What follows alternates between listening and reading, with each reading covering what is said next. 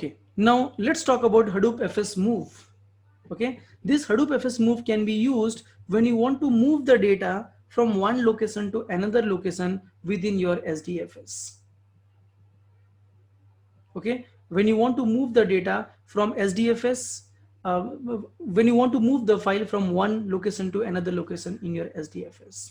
Okay, so let's try to do this out. So see, what I'm trying to do is, see, this can also be used to rename a file. Okay, like sometime, the people will ask you a question: I have a file in SDFS, can I rename it? Okay, and most likely we will answer no, we cannot rename it because the files are not modifiable in SDFS. I agree that the file cannot be edited, but that does not mean that the file cannot be renamed. Okay, so how do you rename a file? You can rename a file easily by using mv move command. Okay, now what I'm going to do, just check it out. Okay, so I'll go back here and let me say hadoop fs-ls, and I can see that I have a file called word1.txt, right? Okay, let me delete all other, let me not delete anything. Let me try to rename this file word1.txt to something else. Okay, I want to rename it to word12345.txt. Okay, I want to rename this file to word12345.txt. So I'll say hadoop fs hyphen move. Okay, and I'll say word1.txt. Where to move? I want to move it to word12345.txt. Done. Now if you do a hadoop fs-ls, you will see that word1.txt is gone and word12345 will come back. Hadoop fs-ls. You should not see word1.txt. See, there is no word1.txt, but that is renamed to word123.txt, 12345.txt. Okay, so this is how you will basically rename your file.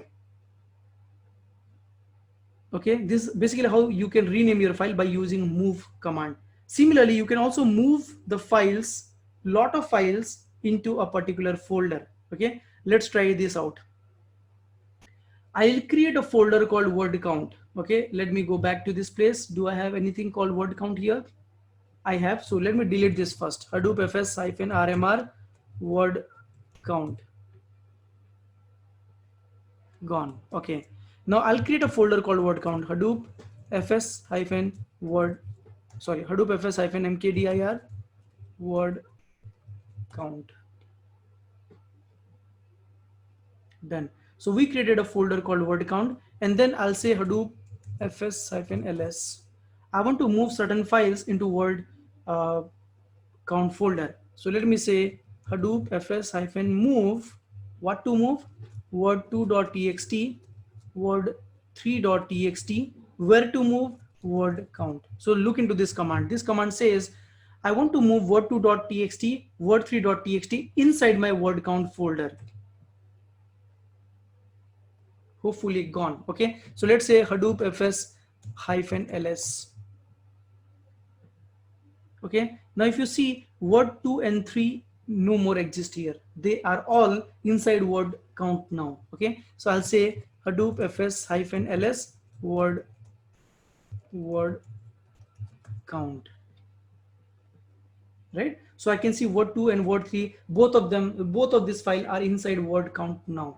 Now let me also do something like this. Hadoop fs-move word star.txt to word count. Let me try this out.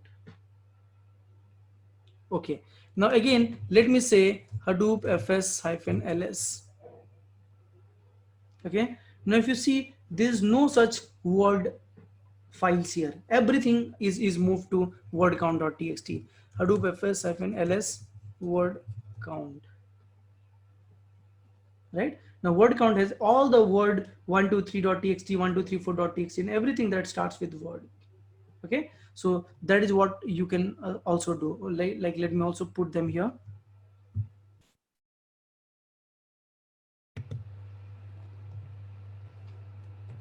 I'll say hadoop fs-move word star.txt, and I want to move them to word count. Okay, so this also you can do. I'll say moves all files that starts with word into, yeah, that's okay. Moves all file that starts with word to word count folder. Okay, now similarly what we have done here, check it out. I'm saying Hadoop fs-mkdir opt. I created a folder called opt. Okay, and then I said Hadoop fs-move word count word3.txt to opt as word4.txt. When you are moving, you can also rename it while moving. So I'm saying in my word count folder, there is a file called word3.txt. There is a file called word3.txt, and I want to move this word3.txt to word to inside your opt as word4.txt. This is also possible.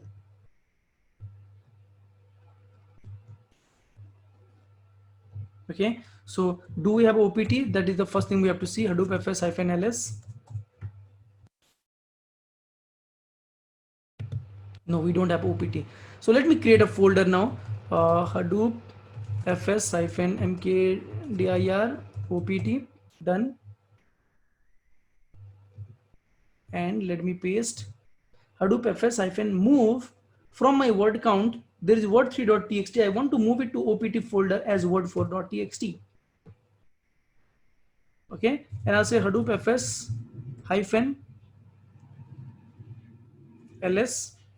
word4.txt. Sorry, it has to be inside opt.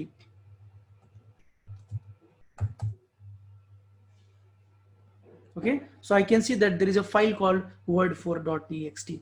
Done. Okay, let's move on.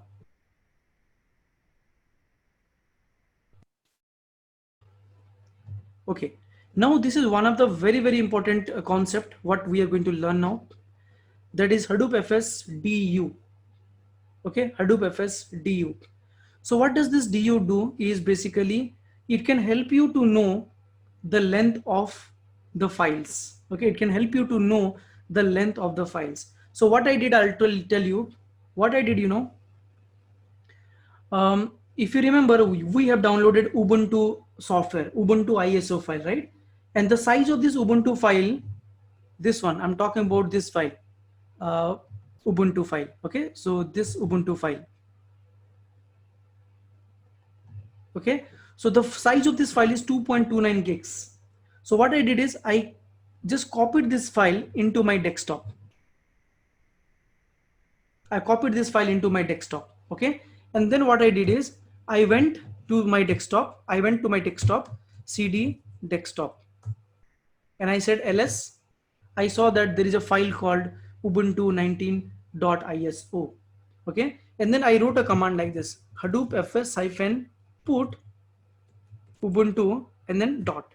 Okay, and I hit enter. So what will happen if I do this? My Ubuntu 19.10 desktop AMD64.ISO will be uploaded into SDFS, correct? Yes or no? Yes, right? And then see, I really don't care what I'm going to do with this data. I just wanted to see some bigger files. That's the only thing I wanted to do, right? And that's the reason I uploaded a file up to more than 2 GB. Okay, and let me say CDs, and then when I say Hadoop fs-ls, okay, if you see I have this file here. Okay, you also do the same thing. Copy your Ubuntu here on the desktop and then Hadoop fs-put, and then you will get them here. Now if you see, this is the size of the file. This is the size of the file, and this size is in bytes. Okay, I'll open my calculator. Let me copy this.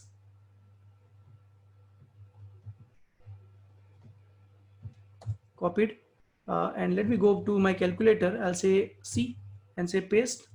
Okay, so this is basically in bytes. Okay, divided by 1024 would be kilobytes. 1024 kilobytes. This is your kilobytes. Divided by 1024 is your megabytes. This is your megabytes. Okay, again divided by 1024 is your gigabytes. Okay, so this is the actual size of your file, 2.29 gigs. Okay, 2.29 gigs. All right, so that means this is the file of 2.29 gigs. Okay, now what I'll do is let me say Hadoop fs-ls. So I'll get this data. I'll get to see this. I'll get to see this, right? Okay, next. Now, if I say Hadoop fs-du, if I say Hadoop fs-du,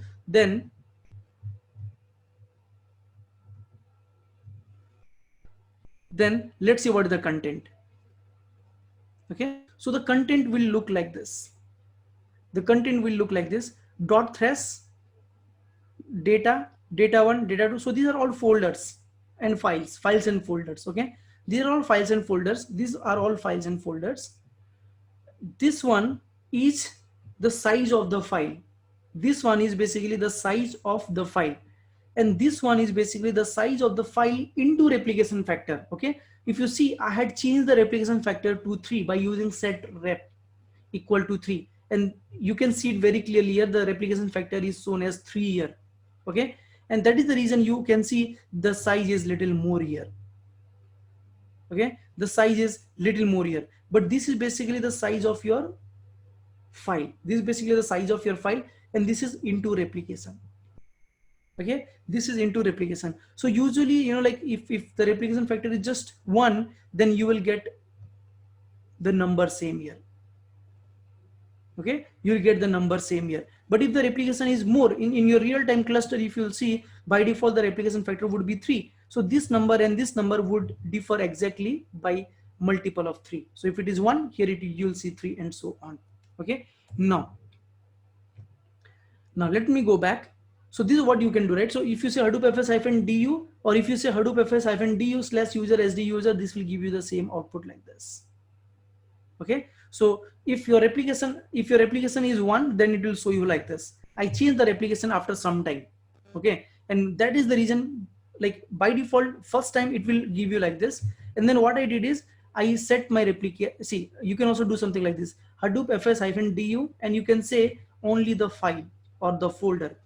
Okay, and it will tell you what is the content, like what is the size of this file or folder. Okay, and it's saying it is same till now.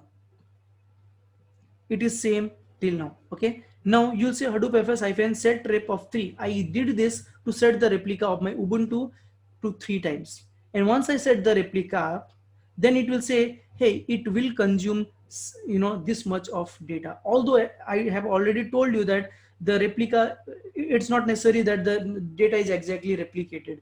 If it's a single node cluster, the data will never be replicated 3 times, because it does not make any sense. Okay, so Hadoop fs-set rep 3 will just increase the replica of this file to 3 times, and hence you will see this number and this number is exactly like multiple of 3. This number is exactly the multiple of like this number into 3, right? Because of the replication factor, this number into 3 will give you this data.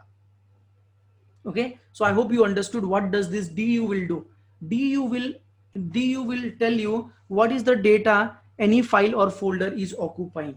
Okay, and why do you think this is really an important command? The reason is, sometimes the admin, like your admin will send an email to you: dear Suraj, you have consumed 3 terabytes of SDFS. Can you please free up your space, right? And then I cannot simply go and delete everything, because there are so many files in SDFS, which is my recently executed job output. So I should check that, like which file is taking more space. So this du command will be very helpful. Okay, now along with this du command, I will suggest you that you also use -h.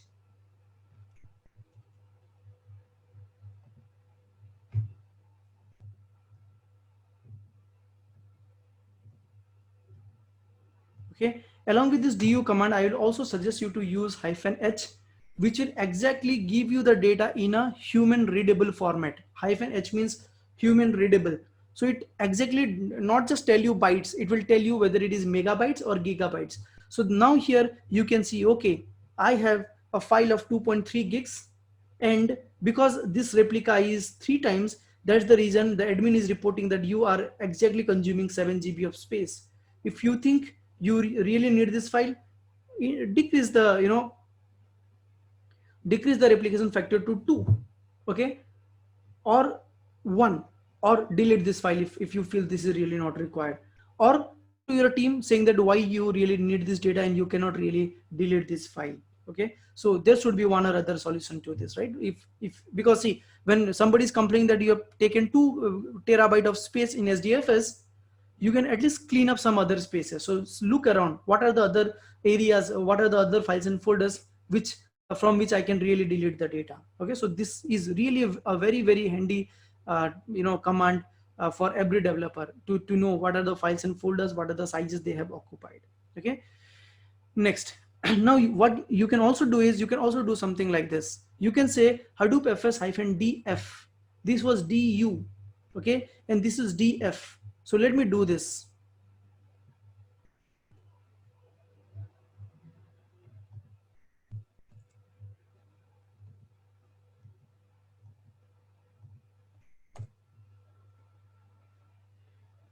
Okay, look into this. Hadoop fs-df-h. And what does it give you? It gives you the detail like this. File system is my SDFS local host 9000. Total size of my cluster is 78 gigs. How much is used is 2.3 gigs is used, because see 2.3 is the only bigger size in my file system, right?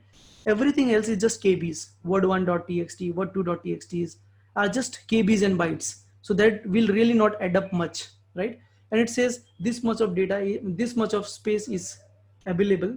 Now why this much of space is available? It could be because see used, it is saying 2.3, right? But if you look into the replica, it will be replicated 3 times, and maybe it does not will not show you that this much is available, because when other node will come live, then those extra replica would also be consuming the space. Okay, and it's saying used percentage is 3%. That means you have only used 3% of your disk size. Now if you do like this, or let me say /user/hd user, okay, or let me say Hadoop fs-ls, or let me say there is a file, any file here nearby. I have a file called demo.txt. Okay, and let me say demo.txt dot star. Okay, so I have a file here, right? So what I'll do is I'll just say demo.txt dot star. Okay, I'm using df-h. I use this again, df-h. Okay, again df-h. Okay, so if you see here, no matter what path I used, no matter what path I used here, it is all giving me the same output, because the thing is, it will tell you, it will give you the information about your like free space on your cluster. It will give you the information about the free space in your cluster. Now you tell me /user sd user, or /user sd user demo.txt, all these files and folders, are they a part of same cluster?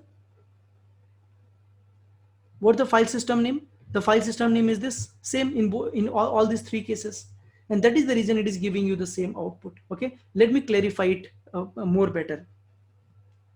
Suppose you are working on a company ICICI, and there are 2 different clusters, ICICI development cluster, ICICI production cluster. Okay, and let's assume you write something like this: Hadoop fs-df-h sdfs dep.icci.com/user/hd user. So this time you're saying, can you give me the free can you give me the information about the cluster on this machine, or can you give me the information how much disk space is free on this cluster? This will give you one output. Similarly, if you say, hey, now I want to know how much space is free on this particular cluster, then this will give you different output. So that is how it will be different. Okay, but if you try to do it like this h, or if you give any file path, then it will always give you the same output. You should give some other cluster information, because see, the output is based on your file system. The output is completely based on your file system. Okay, so the output is based on your file system, and that's the reason it will give you different output. It will give you the same output if you give same file system. It will give you different output if you give different file system. Here it is two different file system. One is production file system, another one is development file system. Okay, now remove files and empty directories. So you can use Hadoop fs-rm. You can use Hadoop fs-rm to remove a file. Okay, you can use Hadoop fs-rmr or rm-r to delete the folders. Okay, so if you want to delete a folder, the folder must be empty by default.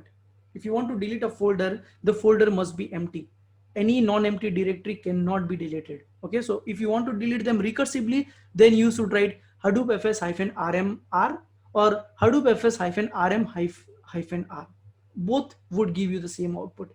It will delete all these files and folders and will keep it on the thresh if your thresh is enabled. Okay, next, Hadoop fs tail. So sometimes you may have a file and you want to see the last kilobyte of that file. For example, I have a customer.txt, which is a CSV file, and that file is of, let's say, 1 gigs, and I really don't want to read all the data. I just want to see what is the format of that data. So I can just say Hadoop fs-tail. Okay, and then give the file name. It will give you the first few bytes of that file. Okay, so now if you want to do this, first thing, go here and say Hadoop fs-ls. Okay, now you can also try with this Ubuntu desktop ISO file. I know that it will not give you something data in a readable format, but that is still okay. If you want to, let's see, what is the last KB of this particular file. Let's see what does it give us. Okay, I'm saying, see, this is a new technique of writing Hadoop fs, right? So you can either use Hadoop fs or you can use SDFS, DFS, choice is yours. Tail, and I'm saying Ubuntu 19 desktop.iso. Copy this, paste. Okay, so it is given us something like this here, EFI part /m question mark something which you really don't understand. So you should use this only on your text file or on those files which can give you the readable output. Okay, otherwise it does not make sense if you are trying to see the output of a ISO file or MP3 file or something like that. Okay, next, you can also use Hadoop fs test, and this can be used to check if the file exists or not, or to check if the file is a file or folder, or check if there is some content in the file, and so on. Okay, let's look into the syntax. See, the syntax is Hadoop fs-test hyphen, and then you can give any of this symbol and then the path of the file. Okay, where DEFSWRZ means this. Okay, for example, -d means if the path is a directory, then you return 0. Okay, -e means if the path exists, then you return 0. F means if the path is a file. See, if it is a file, if you say -f, it will check if it is a file. If you write -d, it will check if it is a directory, right? Similarly, -s, if the path is not empty. -w, if the path exists and write permission is there. -r, if the path exists and read permission is there. -z, if the file is 0 length. Okay, I'll give you some example. Now, I know that what2.txt is not present in my present working directory. So what I'll do is I'll say Hadoop fs-ls, and let me say word count. Okay, so see, we are looking for what2.txt, right? So what can we do is, let's try to copy this what2. Do we have a what2 here? I don't. Yeah, I have a what2 here. So I'll say Hadoop fs-copy a word count / word2.what2.txt in my current location. So what it is going to do, it is going to give me word2.txt here, Hadoop fs-ls. Now I should see word2.txt. Okay, so I got word2.txt, and it is a file, it contains something, it is not an empty file, it contains something. Now what we will do is, let us try to like execute this. I'm saying Hadoop fs-test -e. I'm using this e, which means if the path exists or not. Okay, so do you think this path exists? Yes. And if this path exists, what are you expecting? Return 0. Okay, so let's copy this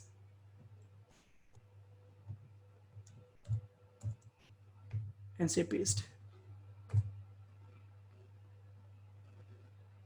All right, so the path exists or not, it has returned something. Okay, but how do you know that? You will be able to know it when you say echo $? And what does it do? This dollar and question mark will actually get you the return type of the previous command executed. So see, this is a command which is executed from your Linux terminal.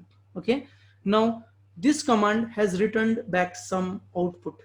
Now if you want to catch that output, then you can say question mark, and see, like this dollar and question mark means give me the output of last executed command, and echo means show it to the user. Okay, so hit enter, it is saying use 0. Now what I'll do is I'll say word3.txt, and I know that word3.txt is not present.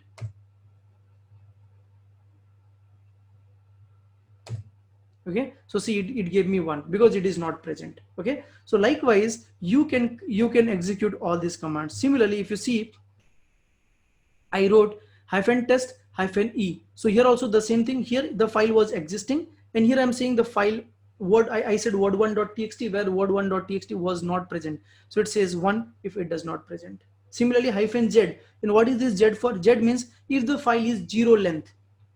Okay, if the file is 0 length. So it means if the file, see, if the file is 0 length, means if the file is empty, you return 0. Right? The meaning of this line is, if the file is empty, 0 length means what? Empty. If the file is empty, then you return 0. So if you try this, word2.txt, and if this file is not empty, then it will return you 1. If the file is empty, then it will return you 0. Okay. Similarly, -d. So what is this d here?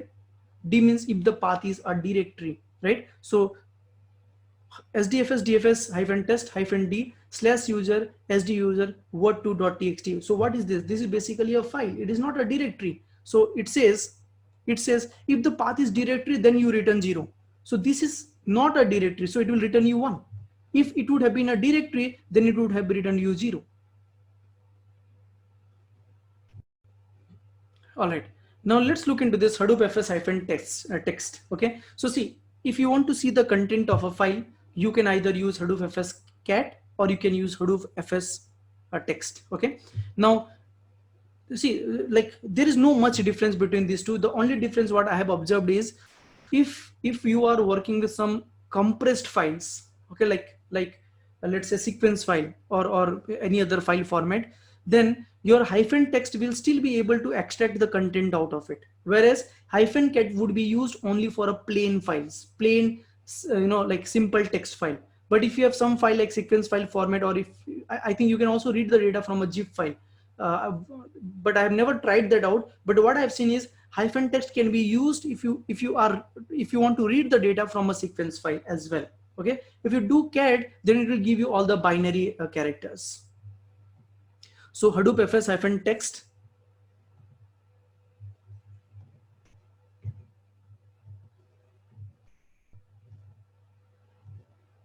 okay, and I'm saying word1.txt. I don't think it is present, so I'll say word2.txt. Right, so it says hello world. So it is very similar to cat. Even cat can do the same thing for you. Okay, but the only thing is, word, like if you say text, then it can read the data from certain file formats like sequence, which is not possible with cat. Okay, now you may ask me, what do you use in the real time? We use both. You can use text, or you can use cat as well. Okay, now you can also do something like this. I'll show you one example. You can do something like this. Let's assume there is a big file. Okay, so if there is a big file, then you will say like this: Hadoop fs-cat word1.txt. So let's see what are the total output we have. Hadoop fs -cat word2.txt. Sorry, let's see how many lines are there here. Okay, here I have only one line, right? So let me do one thing. I'll create a file vim word1.txt, and I'll say insert mode apple ball apple ball apple apple ball ball. Okay, escape colon w cube. Right, now I'll say hadoop fs hyphen put word1.txt. Where do you want to put? In the current working directory, in the current user. Done. Now I'll say hadoop fs hyphen cat word1.txt.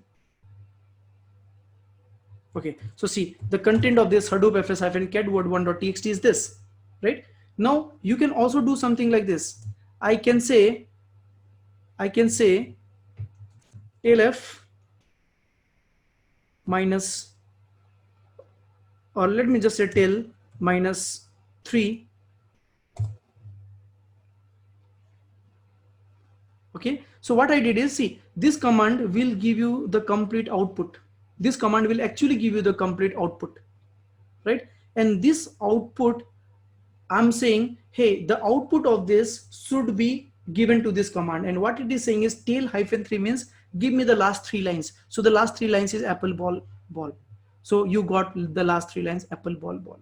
Similarly, you can also say head, and this head and tail is basically your Linux command here. Okay, so I got the first 3 line apple ball ball. So let me like copy this commands as well, because this would be handy.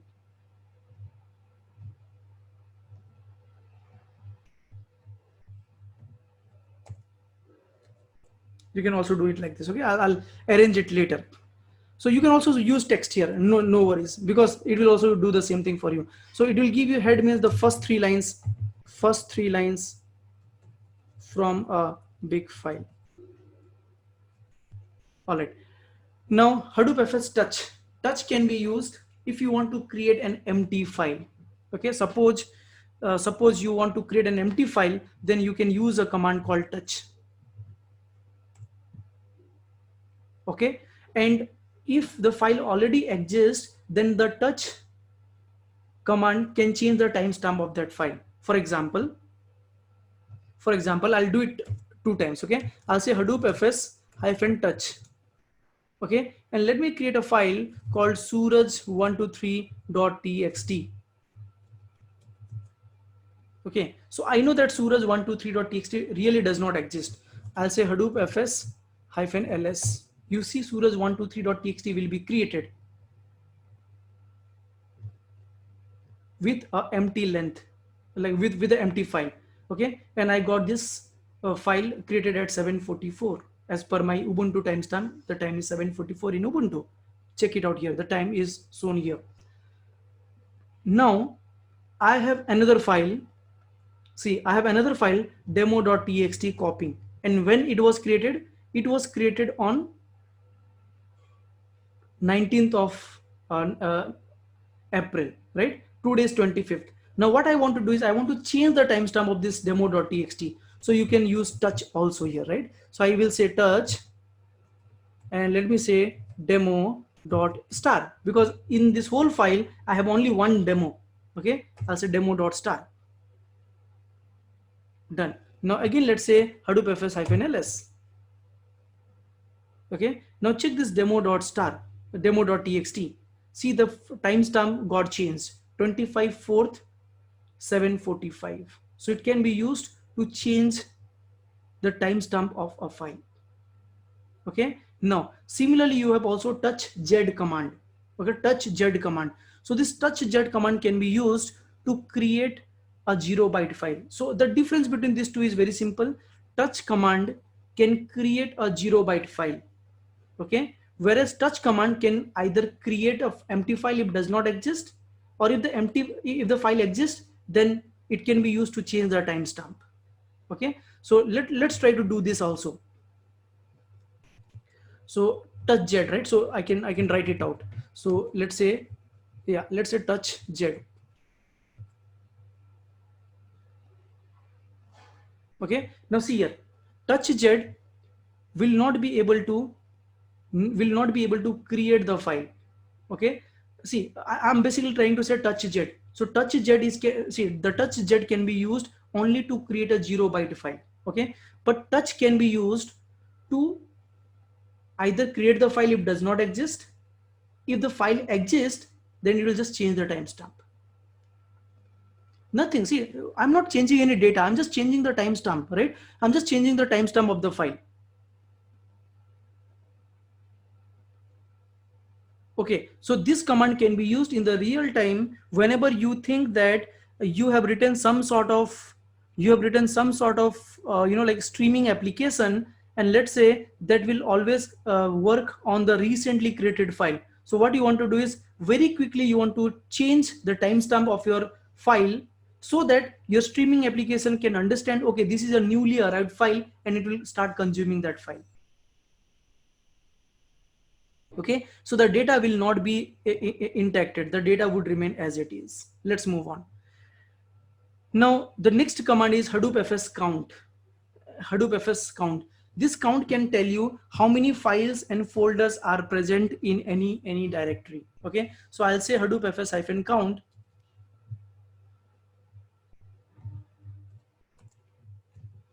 I'll say Hadoop FS hyphen count and dot, and this will tell me that there are 21 files. I think the first one is, sorry, the first one is folder. There are 21 folders. There are altogether 21 folders, and there are 20 files, and this is the total size of the file on your present working directory. Okay, let me check if we have -h to read the data in human readable format. Yes. Okay, so we have -h to read the data in a human readable format, because I will not be able to understand what does this byte means, right? I would be eagerly interested to know what it is in terms of gigabytes and megabytes. So let me just say -h. Okay, so if you say -h, then it will give you how many, what is the total size of this file. Okay, now similarly you can also target a specific folder. So I'll say Hadoop FS-ls. Okay, do I have anything called fruits? Yes, I have. And what is this? This is a directory. Okay, so let me execute this command. I'm saying Hadoop FS-count, but I'm saying /user sd user fruits. Enter. Okay, so see, since fruit is a directory, it will say there is one directory, and inside that directory probably there is a file. Okay, and that file name is, sorry, yeah, so this is a directory and this is a file, and this is the total size of that this is the total size of the folder itself, because the folder contains subfolder and sub files, right? So this is a total file of that particular folder, and this is basically the path which you are basically investing. Okay, now what you can do is you can go inside this fruits. Let's say Hadoop FS hyphen ls fruits. Now you'll see inside the fruit there is something called fruits.txt, which is actually whose actual size is 19. Whose actual size is 19, right? So that's how you can basically figure out what is the size of a particular folder. Let's say -h.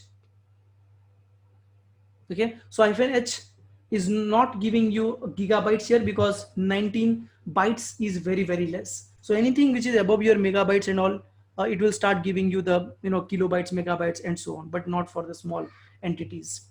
Okay, now it is like, if you look into this example, this is a file. This is a file, right? So if you're trying to say count of file, then it will say 0, because there is no folder. It is not a folder, it is a file, and there is only one file whose size is 84 bytes. Okay, so that's how you can use Hadoop FS-count, and this can be very handy when you really want to know what are the sizes of each of the folder, because see, this is your user /user sd user, and it can have lot of directory, subdirectory and files, and somebody has sent you an email saying that, hey, your SDFS user folder is completely full and it is occupying a lot of memory. Can you please clean it up? So the very first thing what you used to do is, which is that file which has a lot of data. So this is what you should do one by one on your files and folders. Okay, now let's move on. Now next command is find a file. Find a file. Sometimes you know the file name, but you don't know where exactly they are present. Okay, so you can use this command to find out the file. So what I'll do is I'll just execute this.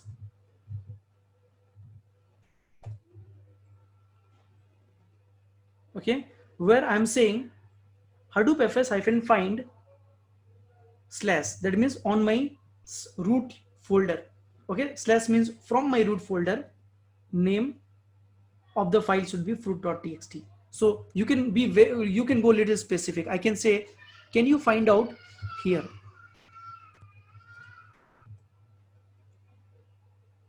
Okay, which means I'm saying, hey, can you find out the file with the name fruit.txt in this particular location? So it will tell you where exactly those files are present. So it's saying one file is present here as in this location, the other file is present here. So you can see that, okay, one file is present inside my thresh folder. Okay, and then one file is present in my slash user sd user fruits.txt. So it can be applicable for any files. Okay, next, the next command is disk copy. This disk copy can be used when you are working on two different cluster. Suppose you are working on development cluster and production cluster, or let's say production cluster and staging cluster. They are two different cluster, and somebody has executed the job in production and they have given you the output path. You want to get those data copied into your local files, copied, you want to get those data into your staging cluster so that you can start loading that data into Hive, maybe Hive, and then do some ad hoc queries on it. Okay, so for that reason, what you will do is you'll use a disk copy command. Okay, so the command would go like this. This is your command. Let me just color it out. This is your command.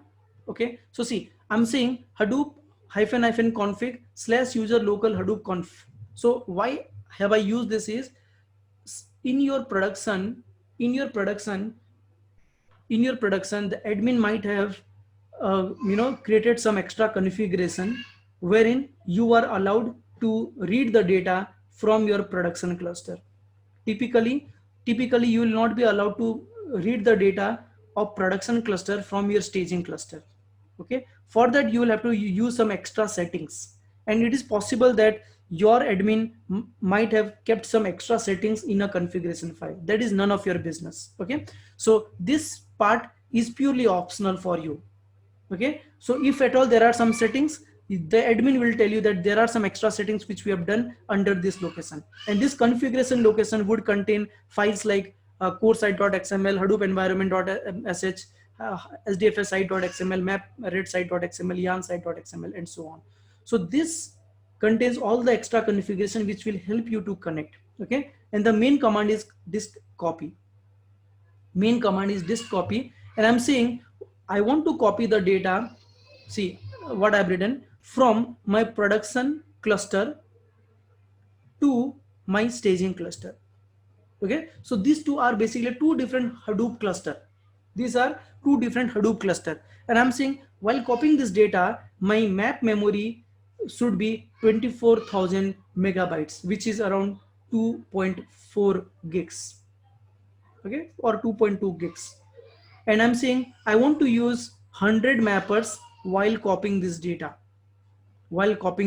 Okay, because see, this disk copy is always a map reduce job. When you trigger a disk copy, it will basically, when you fire this command disk copy, then it basically triggers a map reduce job. Okay, so if we can also give it a try, let's see whether it will work for our single node or not.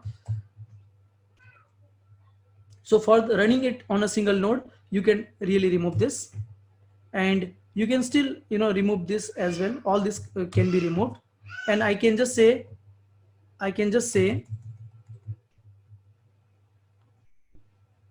slash user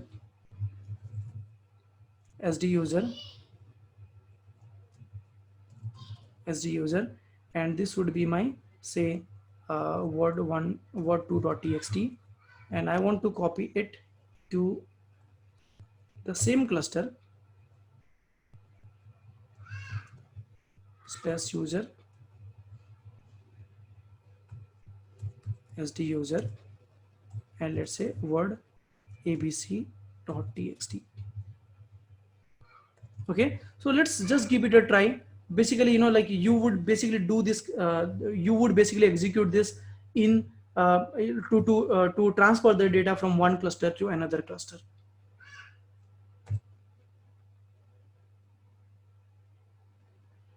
Okay, so this is how it will look like. This is how it will look like. It will literally trigger a MapReduce job. It will literally trigger a MapReduce job. Okay, so see, like the mapper would always be based on the block size and all, right? But we will have to figure it out how exactly it is doing. But you can always specify -m equal to 100. Let me check.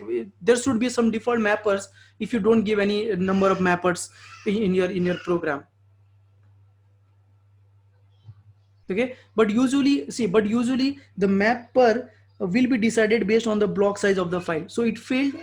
Okay, it failed. It says check the application, this it failed for some reason. All right, so it failed because I think we have to give some more information. That is absolutely okay. Okay, because ideally typically you are not going to do this in your single node, but I can like work offline and I can fix all this other information. It's saying, hey, can you provide other information? It is failing because the configurations are not sufficient for this, but that's absolutely okay, because when you are working on your cluster, you will, it is not your responsibility, it is already done, and it will be all taken care by your admin. Okay, now here -pb is basically I want to copy this data in a kind of clipboard so that the data transfer would be really fast. Okay, now the next command is move to queue. Sometime what happens when you are running a program, your program may take a lot of time to run or execute. Okay, and then it is important, like you may be given some queues. So the admin, what they do, they will basically configure all the queues for you. Okay, and every team member will get a queue. So there will be a queue per project. Okay, so per project there would be a queue, and all your job, whatever you want to run, if you want to really run fast, you should basically run it on your queue, because your queue have your own container, own resources, everything is like occupied. It's basically defined for your queue. So if you are running any application on the default queue, then the problem will be it may take a lot of time, because many other people will by default run their job in the default queue. Okay, so if you are running the program on queue, if you're running a long job, and if you want to be to run it a little faster, you should talk to your manager, you should talk to the admin, and you should ask them, hey, can you give me a queue? And they will give you one queue, and you can run your cluster on that queue. So while running any application, if your program is running slow, every application will have one application number, application name. Okay, so if any program is running slow because it has taken a default queue, then you can use this command to run it on a specific queue. So your command would be yarn application move to queue, the application ID. So if I go back here also, I think you should see the application ID if they are launched. Let me show you that. See, this is the application ID. Let me go a little up.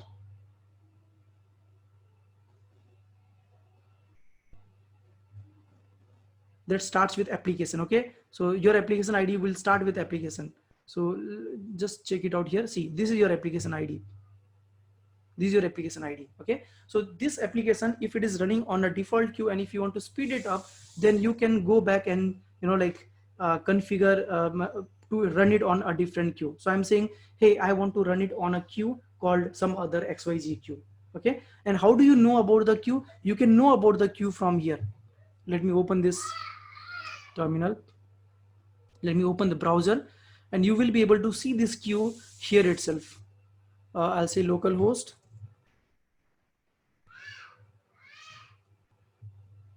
Okay, go to 9870.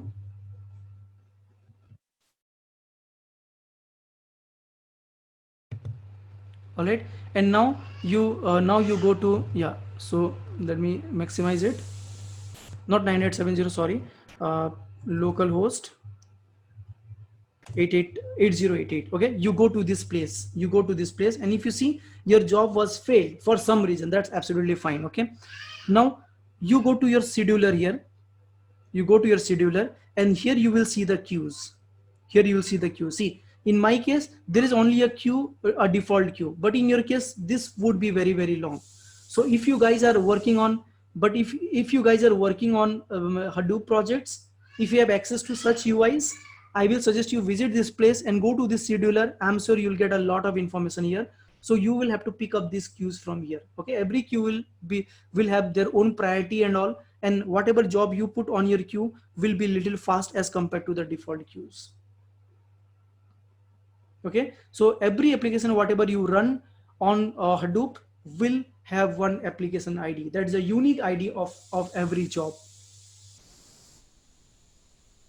Okay, so this is what we have discussed in our SDFS commands, right? But let me tell you that they are not the only SDFS commands. If you want to know, if you want to get more information about the SDFS commands, you'll find a lot of explanation in the Hadoop documentation. Just say Hadoop commands. Just say Hadoop commands. Okay, and then you click on this. So see, there are so many Hadoop commands, and we have basically seen all the commands that a developer would be working on day in day out. Okay, now from here I have discussed just the DFS part of it. Okay, so click on this DFS, and when you click on this DFS you see file system cell command, and this is what we have all together. Like we have studied cat, append to file, check group, check mode, count, cp, right, df, du, find, and get merge head, and so on. So I would suggest you that you explore all these commands. Okay, there are so many other parameters which you can pass, and that is the best way you can learn most of the things. So you should basically refer to this Apache documentation. So I will share this documentation guide with you as well. Now let me copy this path. Okay, and let me paste it here. All right, and this is what you should basically look into. There are so many other commands like dfs admin and all. They are all the administrator commands. So if you are more into admin, then you should basically look into these commands. Trust me, as a user, as a developer, I have never worked on any of these commands. So you really don't need to learn everything out here. It depends what you want to be. If you are into development, these commands would be more than enough. Whatever I'm discussing, whatever I have discussed, that would be the daily command whatever you will be using as a big data developer.